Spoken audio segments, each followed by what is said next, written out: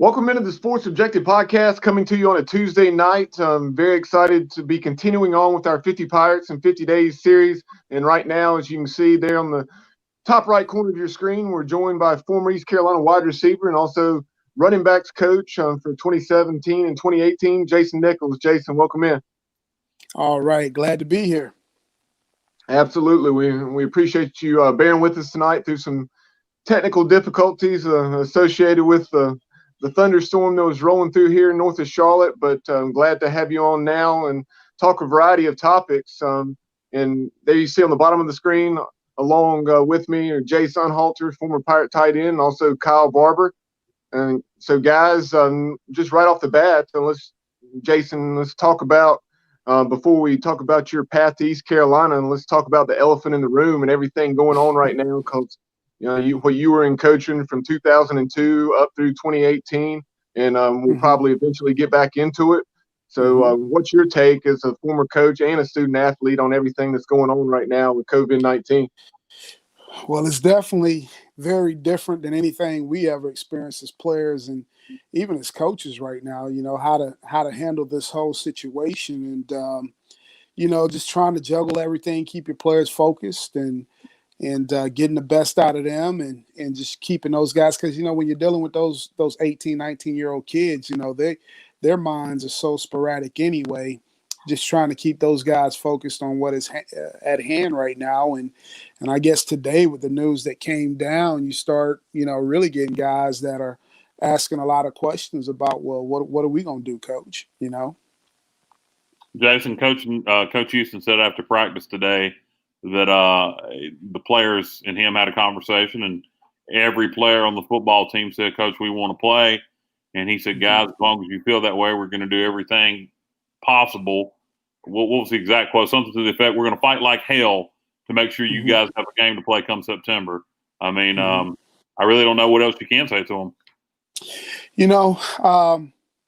And that's all you can say is try to, give them hope that you're going to do everything you can. At the end of the day, there's only so much you can do when the powers that be makes these decisions. But you're going to fight for them and let those guys know that their voices are being heard, and you're going to be the sounding board for that team to, let them know that you got their back and continue to push them forward like you're going to play the season.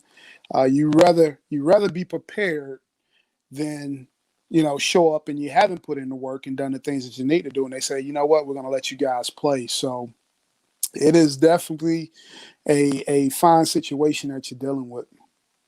How do you think it would be if we do play? And, I won't even go with 20 or 30% houses, because I guess that'd be like playing at UAB. But how would it be playing with no fans? I mean, you were a player and a coach.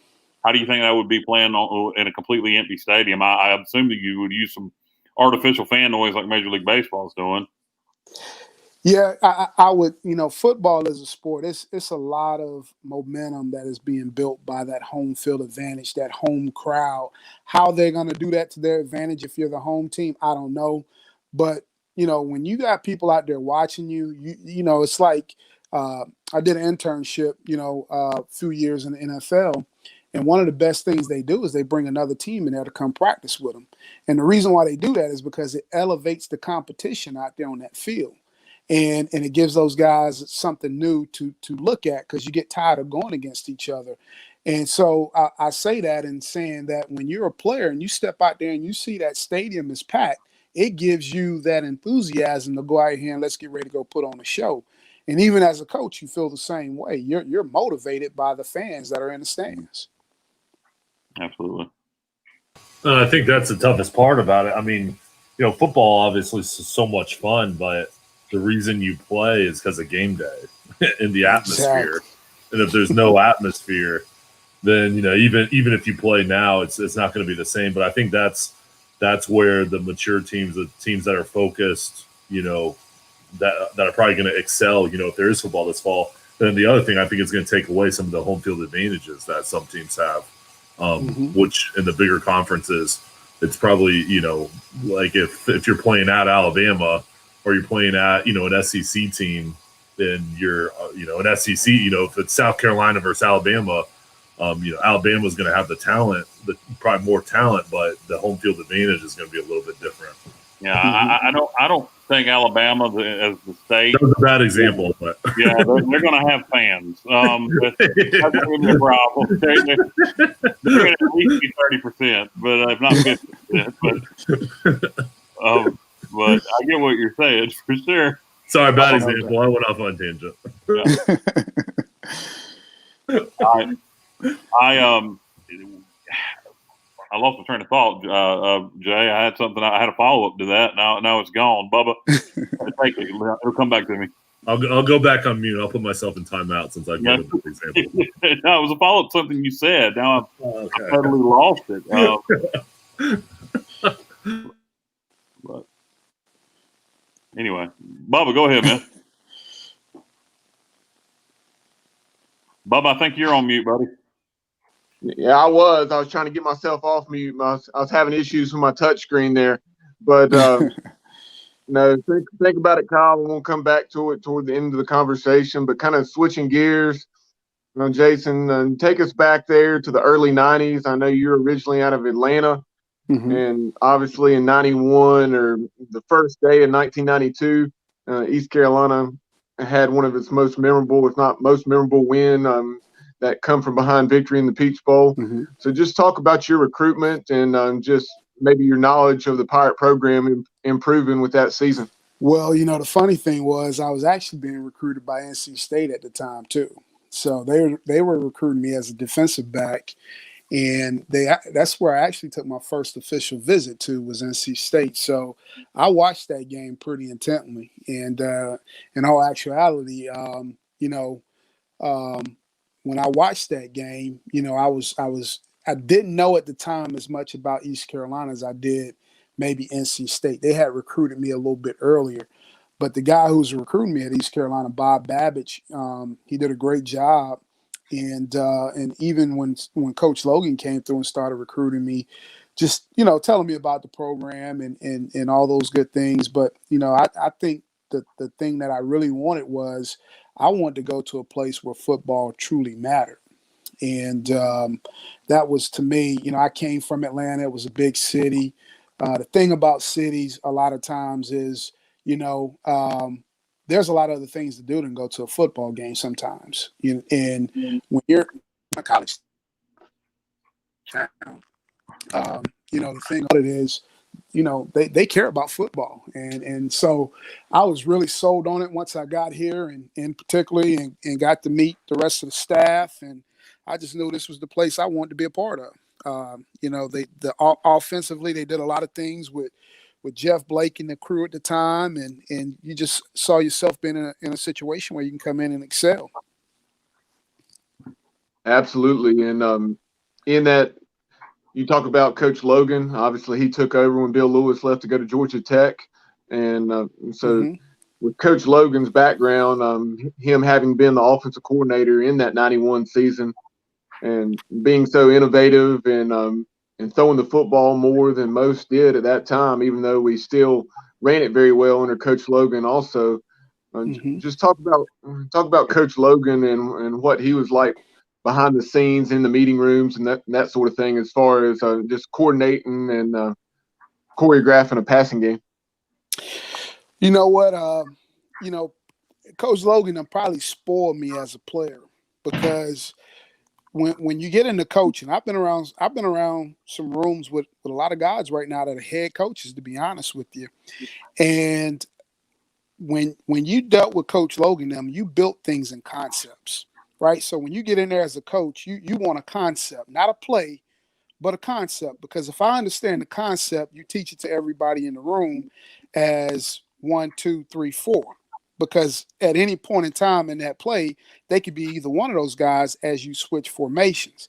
Well, the reason why I say Coach Logan spoiled me with their knowledge, Coach Logan, Doug Martin, Todd Berry, some very innovative guys when it comes to thinking, is when you get into situations, because I was in a situation early in my career where we had a lot of fancy plays.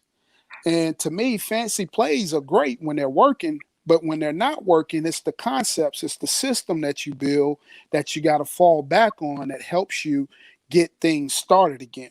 And being around Coach Logan, he made it easy for us to learn. If you can understand concepts, you can play any position on the field.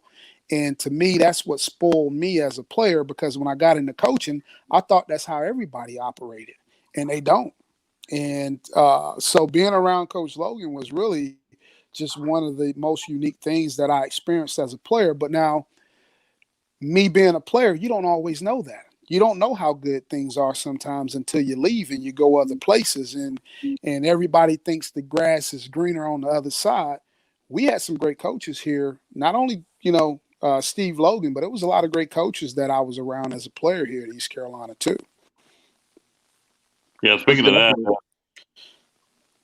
I was going to say, so speaking of other coaches at East Carolina during that time, you mentioned Todd Berry, and jump ahead a little bit and then we'll work our way backwards. Talk about your relationship with Todd Berry, and I know you'd go on to work for him. I know you worked for him at Monroe. Did you work for him at Army too? Mm-hmm. Not at Army. I never got a chance to get over to Army with Coach Berry. But I tell you this is I left Toledo to go to the University of Louisiana Monroe to go work for Todd, and I had met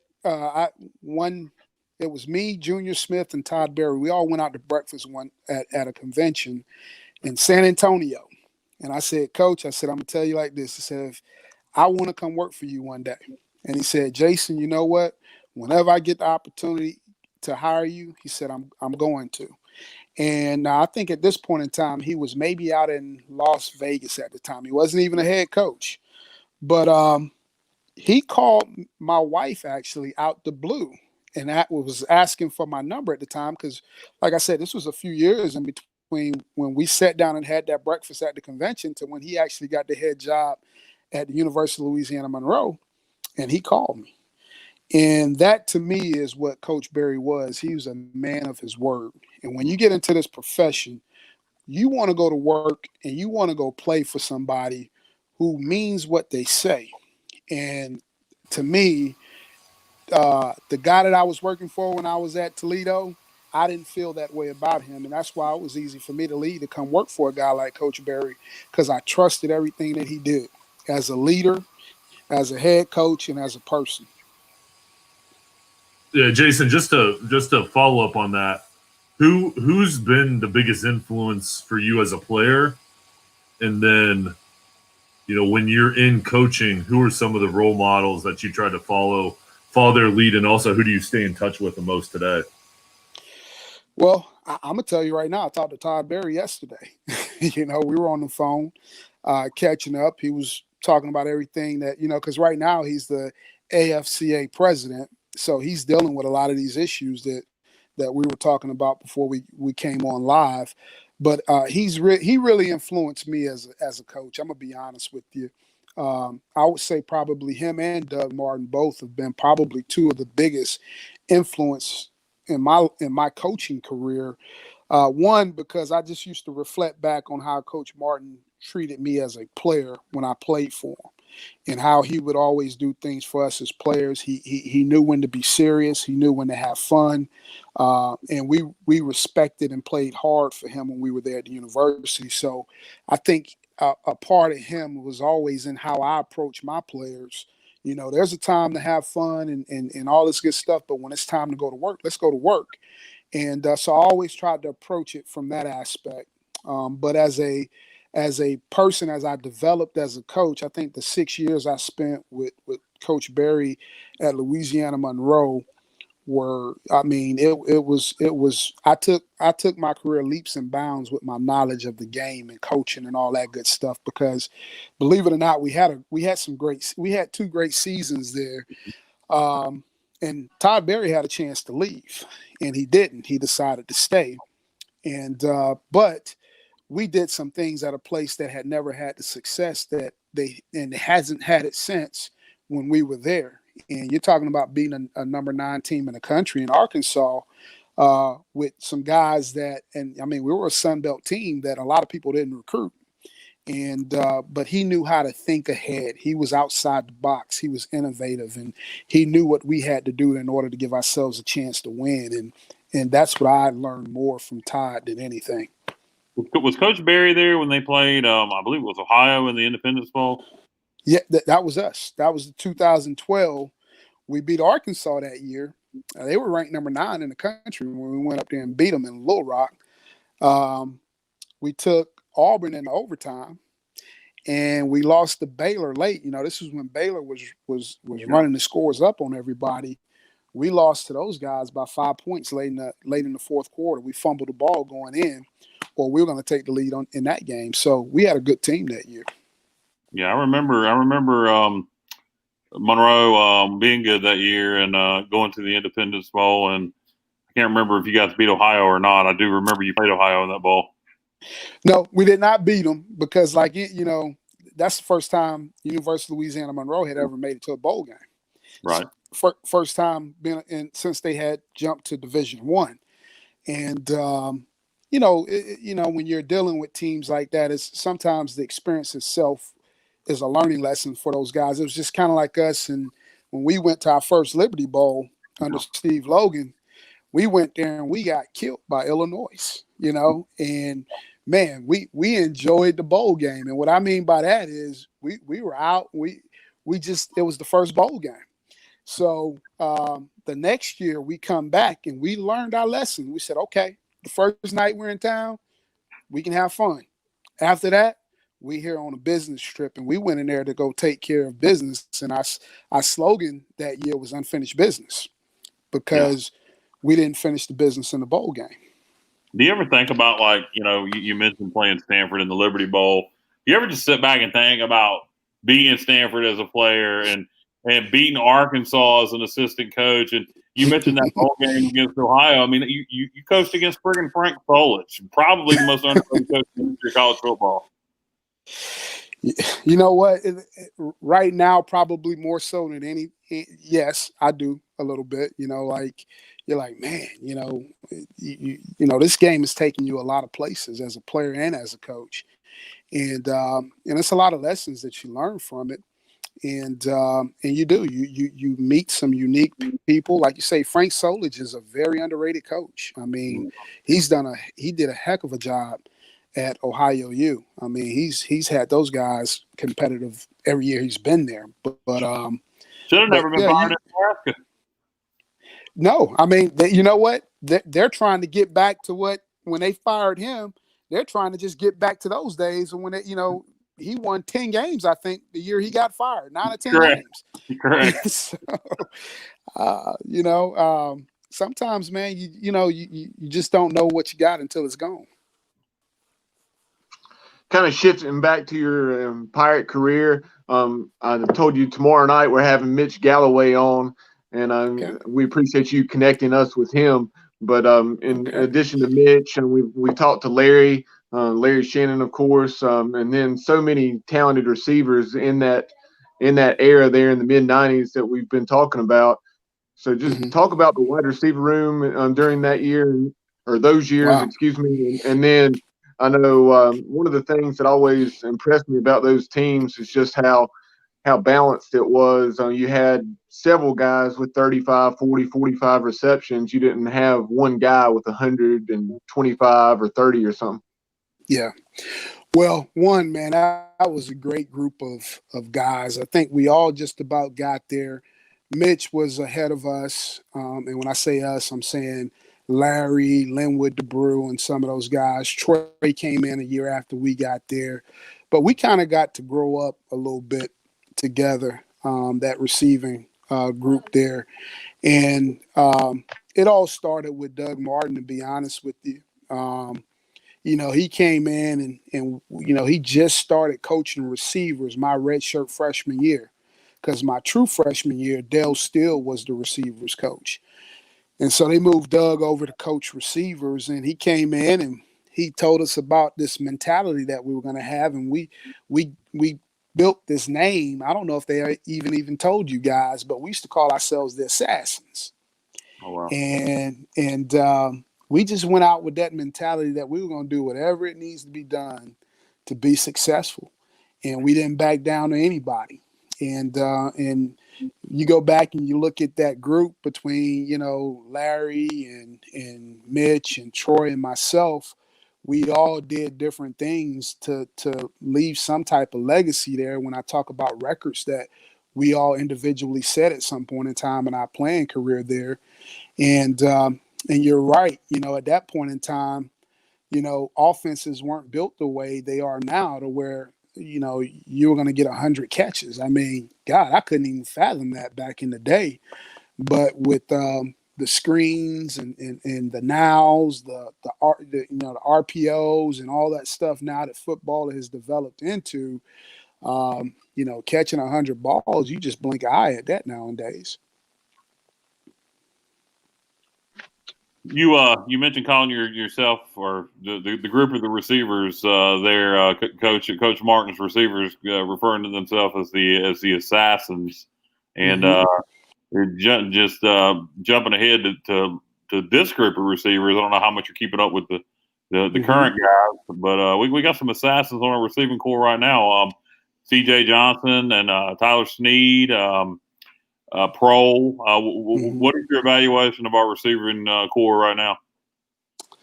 Those guys, I tell you what, man, I got a chance to watch them a lot last year from afar, and was really impressed with how that group developed throughout the year. They got better. Man, I think some of their best days are still ahead, because those guys got a lot of football left in them to play. That's going to be a cornerstone. I mean, especially with the way offenses now are built to put the ball all over the field. You need each one of those guys have different abilities too. When you talk about Snead to CJ to Pro, they all got their different abilities that they bring to the table. And so I think for sure they got a good group there that they're dealing with right now. If you looked at Snead, I mean, just on the street, I don't think anybody would convince anybody he was a Division I wide receiver, a good Division I wide receiver. Well, you know what? I'm gonna give this to his aunt, Danielle Charlesworth. I knew as Danielle Charlesworth. She actually played basketball at East Carolina when I was going to school there. And so I was going through the school recruiting that area, and she said, Jason, you got to recruit my nephew. And so, you know, and she did. She said, I'm just telling you, he can play.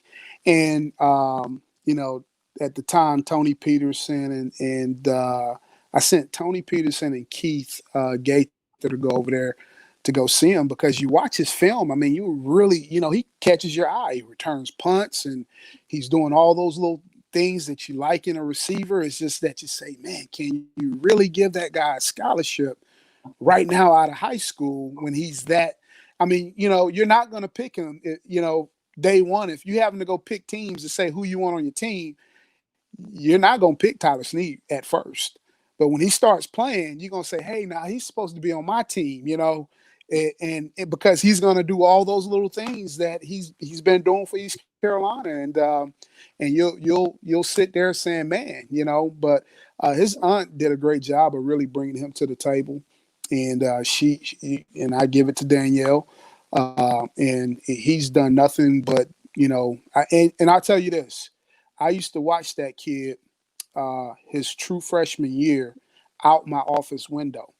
After we would get off the practice field, he would still be out there catching punts. And I would call Keith over and I say, go look at that guy right there. He's out there after everybody else is gone. He was still out there catching punts.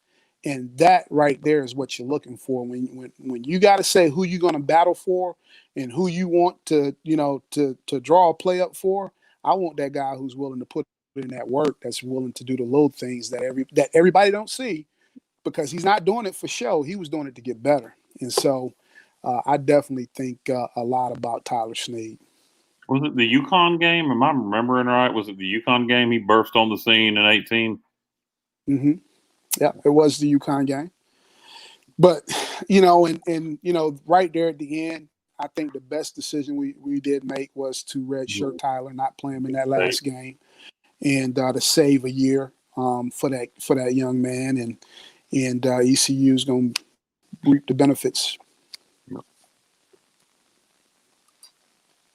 Yeah, that game that he had last year down at SMU, talk about coming out parties. He was certainly not an unknown anymore, but that day against the Mustangs, what was it, like 20 or 22 catches, something absurd. It's a lot of balls to be caught right there. Yeah. But so just talking about your time there, I mean, you referenced some unfinished business, but you had the opportunity to play at some tremendous venues, like the Carrier Dome, Tennessee, South Carolina. So your redshirt freshman year, you guys went down to Auburn when they had that 20 or 22 game win streak going, with Terry Bowden. And so just talk about some of those venues, and maybe do you have a story about one of them? Which one was your favorite? Wow. You're right. You bring back some memories right there. When we played, we should have beat Auburn when they had that winning streak going. They cheated us that game. The SEC officials did. If we had instant replay back then, we win that game because EMAT picks a ball off in the end zone, and they said he was out of bounds. You go back and you watch it on film. He picked the quarterback off. I forget who it was at the time, and we would have prevented those guys from scoring. So that used to always be the lesson that Coach Logan always, would talk to us about. When you go in there and you play an SEC team, you can't look for any calls. You got to go beat that team, and you got to go beat those refs when you walk into that stadium, because they're not going to give you anything. And that was when we were, still pretty young in our careers, and it was a great learning lesson that you took with us. You can't leave it up to anybody to give you anything, because they're not going to in those type of situations in those venues. But the most memorable, I think, Tennessee. We played Peyton Manning. He was there. He was the quarterback. Just pulling up to that stadium and seeing all those tailgates. I mean, it seemed like it went on forever. That was a unique experience playing those guys. But probably the most memorable was us going down and beating Miami in the Orange Bowl, because we went down there and man, we put a pretty good beating on those guys. And I think at that time that was probably the worst loss they had at home, if I'm not mistaken. But that was probably one of the most memorable moments right there as a Pirate, was beating Miami in the Orange Bowl. A week before you guys beat Miami, you played Southern Miss on a Thursday night, and Lee Roberts and the Golden Eagles smoked the Pirates that night. How much did you guys use that as? I mean, I don't know how much you really use it for motivation, but back in those days, we didn't play on national TV every week, and damn sure didn't have back-to-back games on ESPN as we did playing Thursday night and then the following Saturday night in prime time on ESPN. And how much was getting embarrassed on ESPN on Thursday night a motivating factor in going down there and finding a way to not only beat Miami but blow them out? Well, it was definitely a factor. Like, any situation like that, you use as motivation. Plus, one of the things I thought Coach Logan always tried to do a good job in preaching to us was, good teams don't lose 2 games in a row. You try to find a way to bounce back. And so that was always something we always, tried to prevent. We didn't want to lose 2 games in a row. And Miami, we had a lot of guys on our team at that time that was from Florida. And, it was just a lot of motivation to go down there and play that team. Chuck Pagano had just left us the year before to go down there to coach the DBs at Miami. And he spoke to us at our banquet before he actually left. And he said some things that, that kind of gave us a little bit of motivation too. Like, okay, we'll see you in Miami. Nothing disrespectful or anything, but it just kind of fired you up as a player. And so I think a lot of those little situations like that helped us, gave us motivation to go down there, being the underdog. We always played with a chip on our shoulder. We just always felt that way. And what better way to show people who we are than on national television against Miami? Southern Miss, that was a rival for us back then, because Southern Miss used to be a tough team to play, but we played them every year. We didn't get a chance to play Miami every year, so we got up for those type teams really, really well. Yeah. A few days ago, we talked to Matt Semenza, and Matt was a true freshman on that '94 team. And I remember Matt was just talking about, his first year in major college football like that, and that experience at Auburn when you guys were coming out of the tunnel and seeing the War Eagle circling the stadium. And he said that was something. I tell you what, now we played in a lot of good venues. You're right. I mean, those are great environments to be a part of, and we took pride in that, and we were going to go in there and give it everything we got. We weren't going to be afraid. I do know that, and we came out victorious in a lot of those games. But like anything. You use them and they become learning lessons. And even as I got into coaching, you use some of those situations to help, steer your players in the right direction as well. And you talk about best venues. How about back in those days? What would be the worst venue? One comes to mind, and it's not bad now. They've built their fan base and have a successful program these days. But back in the mid '90s, at Cincinnati, seemed like a nightmare. It was no fans. The stadium was a dump. Now that's all changed since then, to their credit. But would that have been the worst environment in those days? I'm gonna tell you what. You're right. Cincinnati was bad. It was that old AstroTurf. It was hard. The lights were dim. It was cold. You're right. It was really bad. But you're right. When we went back up there, had to be 18 when we went up there and played them when I was here. I was really impressed with how they have really done a great job on that stadium and everything that they've done there. Cincinnati was bad. Temple was bad too. Temple played on the Eagles' old field, and I just remember falling on where they would paint those line markers and stuff, and it was hard as rocks when you would fall on that stuff. So they were bad. Louisville was bad too. Louisville played in a baseball stadium. They played a minor league baseball park at one point. Yes. Stadium. Yeah. That was bad. They've changed it a little bit since then. Of course, their stadium, actually, it wasn't too many years after that. They had Papa John's Cardinal Stadium by the late 90s. I got you. Well, I know when we went up there to play them, it was some old broke down baseball stadium, and I mean, one half didn't have stands, so that was a bad one too. So what year did you graduate? There was a couple of bad ones. I finished playing in '97. I graduated in '98.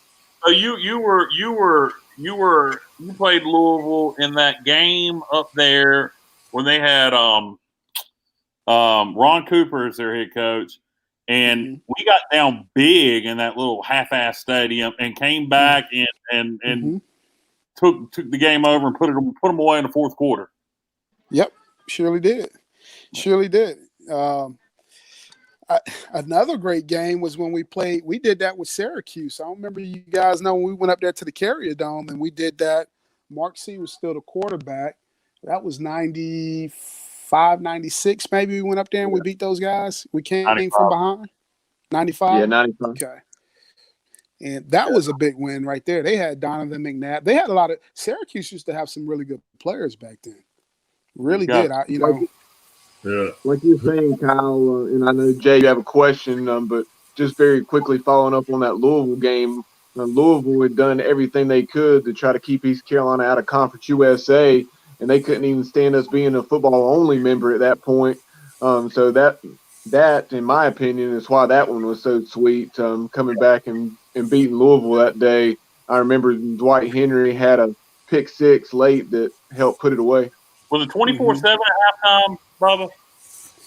I don't recall it, but like you're saying, I want to say it was, I don't know if it was 38-28 or 44-34. It was a fairly high-scoring game.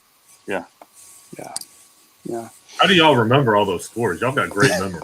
Man, me and Bubba's worse than me, but me and Bubba, we'll remember some crap. We'll have to remind you guys, former players, of things. Oh yeah, that's right, that did happen. I love it. Hey, Jason, who were some of the best guys you played against? I always love hearing about some of the other teams. Patrick Surtain was a corner Yeah. out of Southern Miss that was really good. Donovan Darius was a big time safety out of Syracuse. Oh my Yep. God. Mike Logan out of West Virginia. He was another big time strong safety that played in the league for a while. Then you got to talk about that whole Illinois defense the year that we played them in the Liberty Bowl. When you're talking about Dana Howard, you had the draft pick went to Simeon Rice. Yeah. I mean, you're talking about some true war daddies right there. So it was a lot of great players that you played over the years that like you said, I probably forget a lot of them right now, but those were the guys that kind of stood out over my career that I went against. Jason, looking back in that Illinois game from '95 in Champaign, was it you? I may be remembering this wrong because there was no TV for that game, and I was listening to it on the radio, and I remember seeing the highlights. It was you or somebody had a pass in the end zone, and it was questionable where it called incomplete, but it was real close to it being a touchdown. Was it you? Do you remember that play? I don't, but you could be you could be right. I can't recall. I know that was a close game. You know, the thing I remember. Yep. And Coach Logan, he called it. He said this game is going to come down to, and we went out there and it went right how he called how it was going to go. And he said we're going to win it late, and we just about had a chance to win that game late. So, but I can't remember. Maybe that was me. I'm not sure. I can't remember. I just know that was a low-scoring game, and freaking Simeon Rice and those guys were running all over the field. Yeah, I got another one. Like Go ahead, Bubba. Yeah, go ahead and get to that in a second, Kyle. Just very quickly, that Illinois game, like you're saying, Jason, I remember listening to it on the radio as Kyle was saying, and we were going right down the field in the 2-minute drill, and then unfortunately we threw the pick in the red zone. I was thinking that we're going to win the ball game 8-7. Yeah. Yep, we were trying. That was a good one. It's funny, different games pop in your head when you're doing this, and funny, we mentioned Ohio earlier and Monroe playing them. I believe it was the 96 season, 96 or 95. I believe it's 96. We hosted Ohio at Dowdy-Ficklen and we're blowing them out. And I guess this would be a better question for the defensive player. For a defensive player, we were blowing Ohio out, and then all of a sudden we pulled the starters, and they just started scoring left and right, and Logan had to put the starters back in on defense. You remember that game?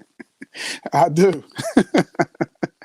You know, that's the rule of thumb. You always worry about that probably as a coach. Are we pulling them too early or, but, at a certain point, you just got to say, hey,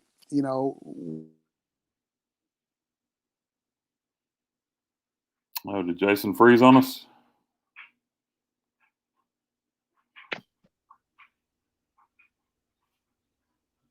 Jason, can you hear us? I think we might have lost. Jason, if you can hear us, we definitely can't hear you. You're frozen on us, so try signing out and then signing back in, and we'll bring you back in just a moment. But one of Jason's former teammates, Shane McPherson, who we've had on the program, one of our actually, I don't believe it was 50 Pirates in 50 days. It was one of our viewing parties. We brought him in, maybe that Miami game in '96, but he's chiming in saying my man Jay Nick. And then also Johnny Gardner saying everyone thinks of Dwayne Harris, Justin Hardy, Zay Jones, and rightfully so. But we have a long lineage of tremendous receivers, and Jason Nichols certainly falls in that category. Appreciate his time as a player, coach, and as an alum. Couldn't agree more, Johnny. I mean, I always said that just because their numbers were overshadowed because of the air raid. Imagine the numbers that Jason Nichols, Mitch Galloway, Larry Shannon, Troy Smith, Lamont Chappell, etc., would have put up in that type of offense. Well, Troy did in the '97 season, if I remember right. At one time, obviously it's been shattered, but I believe in the '97 season, Troy set the single season reception record. for East Carolina. Right. I believe you may very well be right with that, Kyle. I apologize, Jay, even though you're not on video. I put the logo on your face there for a moment. I didn't realize that Jason had finally his video had dropped from the screen there. But hopefully we'll have Jason back in just a moment for you folks. Jason was obviously in the '90s, Jay, and you were the Holtz years. How familiar are you, Jay, with the era of East Carolina football prior to you being here, the Bill Lewis, Skip Holtz era, and even before that?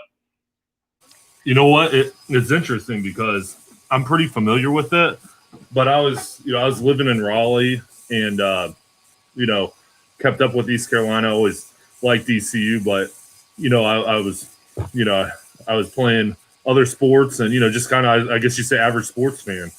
Right. But in saying that, like I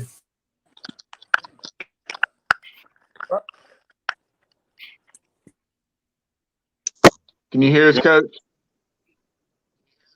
Yep, I got watched you. ECU a lot, and always that we had great teams, and that we would take down big opponents, and that we had really good players, and that was before I had any vested interest at ECU when it went there and all that type of thing. So I think that says a lot about our program, and the history of it. That just an average kid from Raleigh followed ECU and had a lot of respect for what they were doing.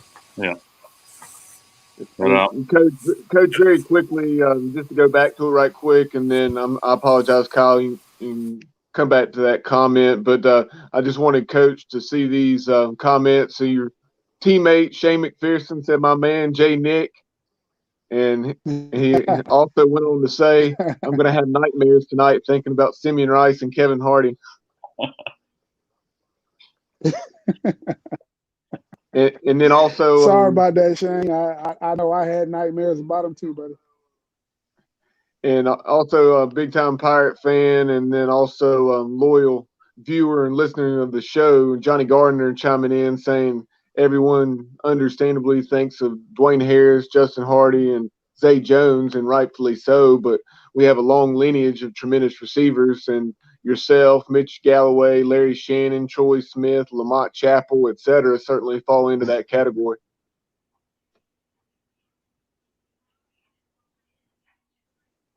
Hold on, fellas. For some reason, I lost you again.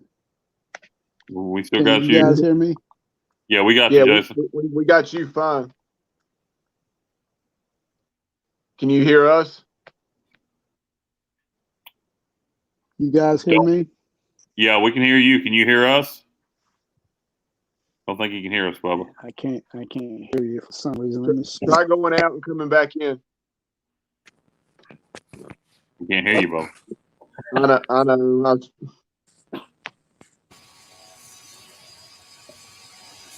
How about now? Well, luckily, technical difficulty. Yeah, can you hear us now?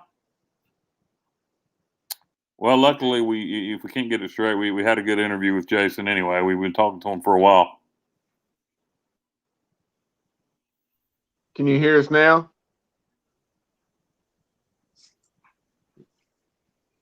Still can't hear anybody. I don't know if you guys can hear me. Can hear you. Can you type anything to him, Bubba? I'm gonna try to log off and then maybe log back in. Yeah, do that.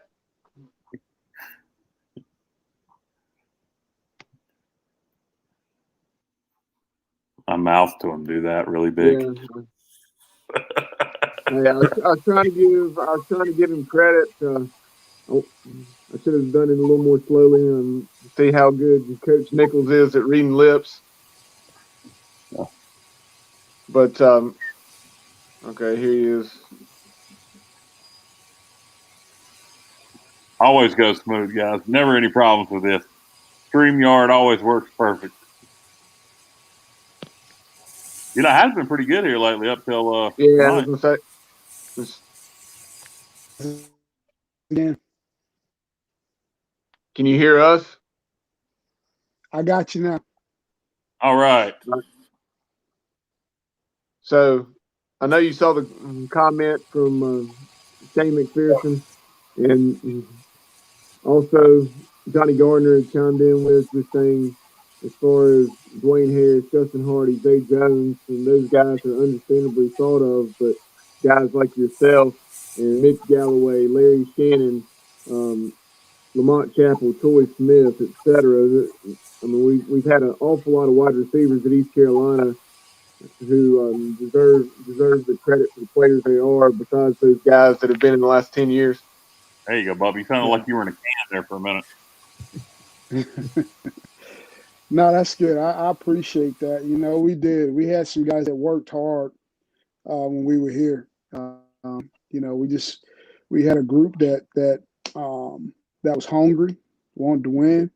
We wanted to do whatever it took to win, and we had our roles that we played well.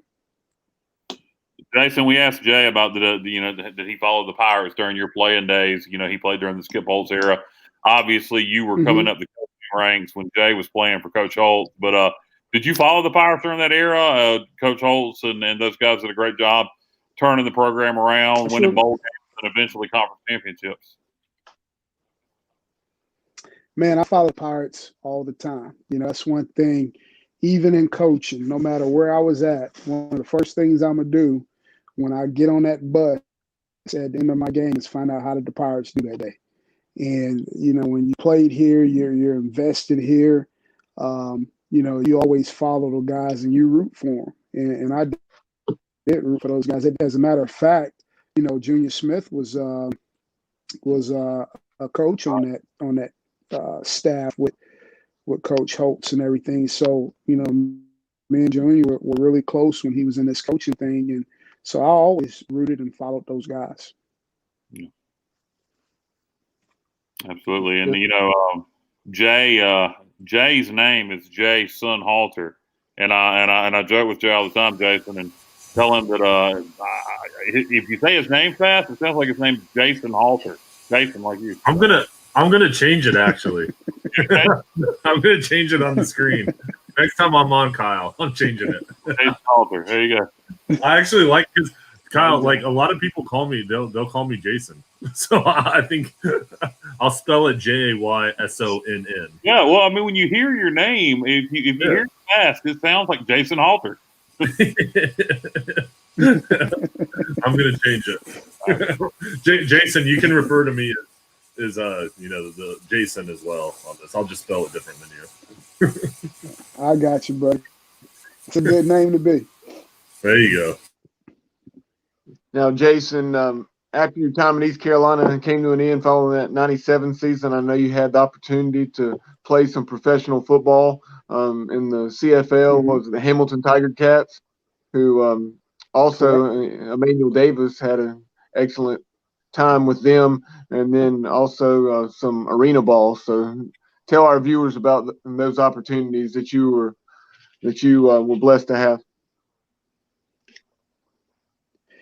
Yeah, like you said, I signed with the Hamilton Tiger Cats as a free agent in '98. At the end of that '97, at the end of my '97 season, but '98 going into that next football year. And it was a good opportunity, great experience. I ended up getting hurt late. I tore my meniscus, return a punt. And back then, the thing about the CFL that I didn't understand is, they didn't have the Players Association that the NFL has, so they could let you go. There was no rights or anything like that. Matter of fact, they were just now negotiating, I think in that '98 season, a new Players Association for the CFL. So, but it happened, and when you go back and you say, man, if this wouldn't have happened, how would things have turned out? I look at it and say it was all a blessing, and things happened the way they were supposed to, because it eventually got me back into something that I never thought of as a player, never thought about coaching. It was something that I kind of fell into when I came back to East Carolina as a graduate assistant. And I went and played one more year of arena football, and it was the Carolina Cobras. It was based out of Raleigh. And I just got to the point where I was like, Man, I done sat in two professional locker rooms. One thing about pro football that people don't get, it is not the most team atmosphere as you would think. It's very individualized. You see guys come and go all the time. And it just gets to the point where you're like, man, are you willing to continue? And at that point in time, it wasn't worth me going through that for the money that you were making in the AFL, the Arena Football League, to continue want to do that. So I said, man, I'm gonna go back to school. I'm gonna get my master's, and I'm gonna become a athletic director and a head football high school coach. And that was the path that I was probably, looking to head down. And then I got here, and Coach Logan was like, listen, if you can get into grad school, love to have you as a GA. And I went right across campus and found a way to get into grad school. And then I started saying, man, this coaching thing is something I think I could do. And one thing led to another, and Jim Fleming called me with a coaching opportunity, and I never looked back since. Yeah, that opportunity with Coach Fleming. What was that small school in the Northeast? Correct? Was it Sacred Heart, or where was it? Yes, it was. It was actually Sacred Heart University, and had no clue where Sacred Heart University was at the time when he called and offered me the job. But I packed up my Honda Civic, and me and a good friend of mine, we drove up there, and because he helped me move. And man, I just, I said, well, I'm gonna make the best of this. And it was good working for Coach Fleming. Coach Fleming was a very good football coach. I learned a lot of football that year from him as well. My first year in it. So had a great season. I coached a player named Devin Johnson, became the first player ever drafted out of that Northeast Conference.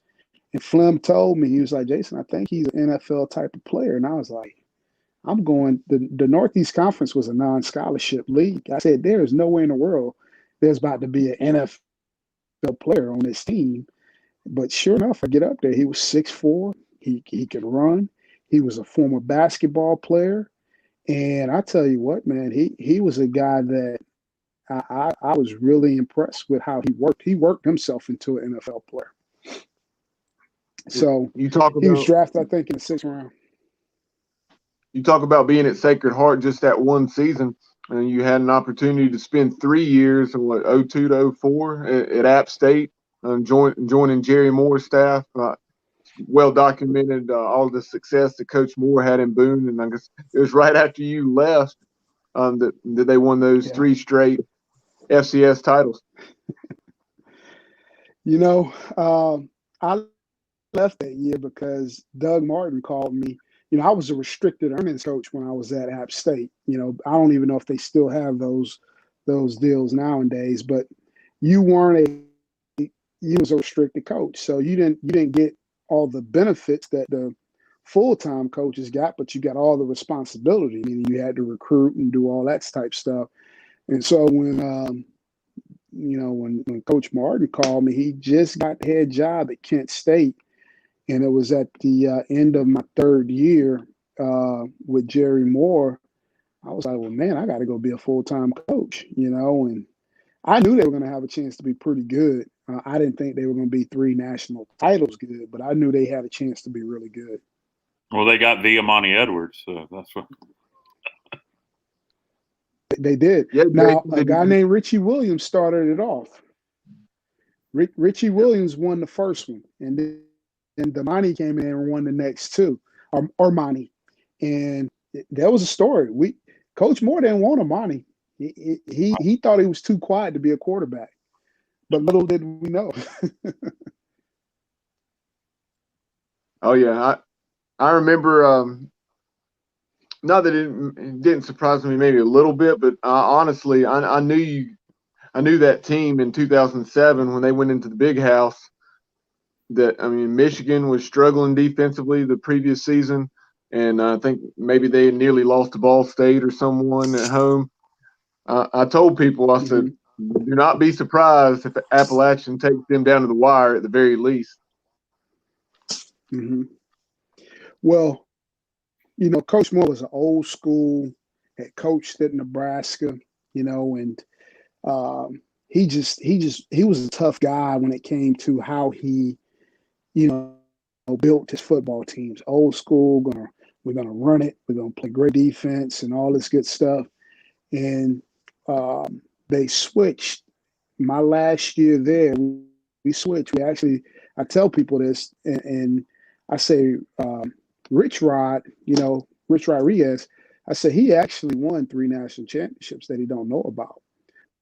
Because that off season when I was at App State and going into that 2004 season, we had a whole switch of offense. We used to be a power eye, run it, and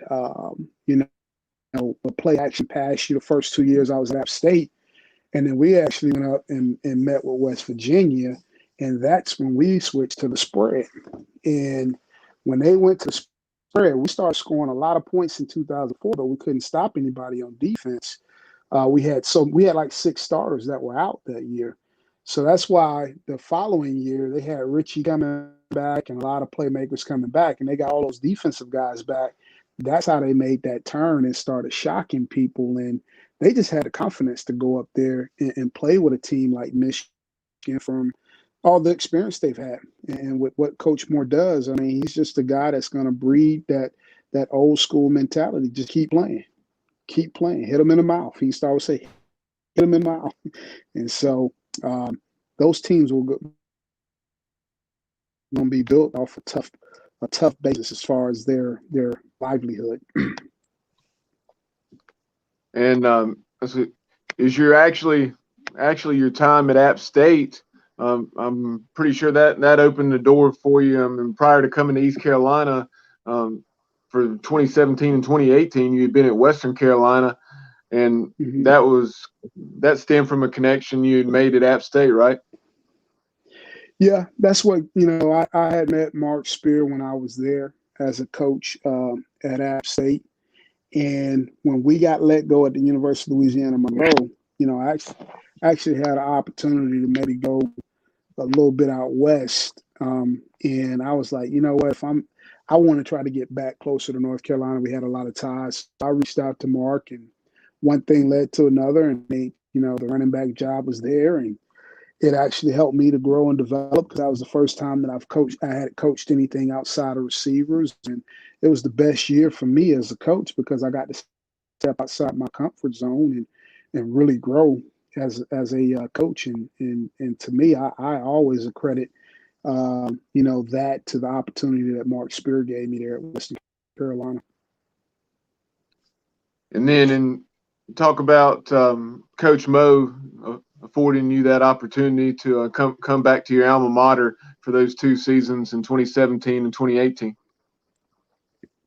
Yeah, you know what? I will always owe that to Coach Mo because like any guy, when you've played at a place, there's no other place you want to come home and coach to than at your alma mater. And when Coach Mo called me, it was out of the blue one Friday. I thought it was going to be about the receiver's job because their receiver coach had just left. And I was like, okay, here it comes. But he actually said, hey, I want to talk to you. I want you to go, apply for this running back's job. I was like, really? So I remember that. I owe that to Coach Mo. He gave me a great opportunity to come back home, and I always appreciate him for that. In 2018, I know back in your playing career, you didn't have the opportunity to play against the Tar Heels there in the mid-'90s. I think those would have been some tremendous games because Mac Brown really had them rolling as well. It's a shame that those games didn't take place, but that had to be sweet. That victory over the Tar Heels, I think it's 41-19 in 2018. It was. I tell you what, it was actually a really great win because we had lost the game the week before that we shouldn't have lost to A&T, and to bounce back and to win that game and play the Tar Heels and to beat the Tar Heels was huge. And it was definitely a great win for us that year. And kind of back to the present, I know you're still in Greenville, and your wife's, like we were discussing earlier off the air, she's a communications professor at East Carolina University. So and just tell Pirate Nation what you're currently up to and your family and so forth. Well, right now, I'm just still here in Greenville. Not going anywhere anytime soon. Like I said, my wife's a professor here, and she's really enjoying her job here. I think right now it was important for me to kind of support her and let her kind of do her thing. She's followed me around here for a while, and with us being surrounded by a bunch of family and friends, it was it's tough to just uproot and leave for just any old thing. Like I said, there have been some opportunities to move, but I decided what was best right now was to stay put. But enjoying being a dad, enjoying being present right now, because like I told you guys early on, when you're coaching, you miss so much sometimes because of just the demands of the job and the time that it takes to get ready for a football game and the season. And so I just, I've been able to enjoy that. I make no bones about it. I definitely, have plans to hopefully get back into coaching and go, coach up some guys, because I am missing that part of it. You miss coaching guys and watching guys grow and develop and all that good stuff. Until you get back into it in the college ranks, have you given any thought? I know former East Carolina wide receiver Will Bland's the new head coach at J.H. Rose. Have you given any thought to maybe coaching at the high school level? Because I know you said that was something that you had originally intended on possibly doing. Yeah, you know what? In all actuality, last year I was going to go over and work out a deal with Farmville. I was going to volunteer over there with those guys. It just me and my wife had something come up that I thought was just more important for me not to be a part of coaching, and she had a medical issue that she overcame, and sometimes you sit back and you say, well, that's why things happen the way they do. Because if I had been going off coaching, I wouldn't have been able to support her through that moment in her life. And so we'll see. I would have no problems, helping out. Like you say, football is football, no matter where you coach at. Absolutely. Well, on behalf of Kyle, and also I know I say this for Jay as well. Jay's still with us there. We really appreciate you being so generous with your time tonight and coming on the program. And we'd love to have you back on the show sometime when we're actually playing some football and taking a little bit more of an analytical look at the action and dissect things.